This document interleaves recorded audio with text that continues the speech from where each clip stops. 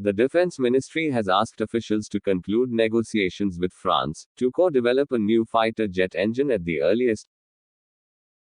identifying it as a key component towards India's ambitions to achieve self-dependency in military equipment.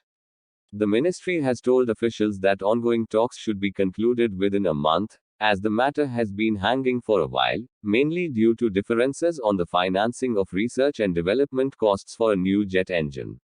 India requires a new 110 kN powered engine for the future class of advanced medium combat aircraft, and has been in discussions with France to leverage some of the offsets accruing from the Rafale fighter jet deal. In December last year, Defense Minister Rajnath Singh has said that France has agreed to make a military engine in India under the strategic partnership model, after talks with his counterpart Florence Parly, who was on an India visit. As reported by ET, a new fighter jet engine complex spearheaded by the Defense Research and Development Organization (DRDO) is in the works, with advanced discussions with French manufacturer Safran to co-develop a 110 kN jet engine.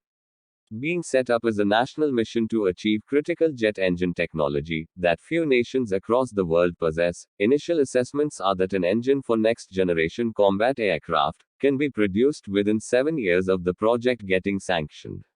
French engine manufacturer Safran has offered a complete technology transfer to develop the engine and use the offset credits from the Rafale deal.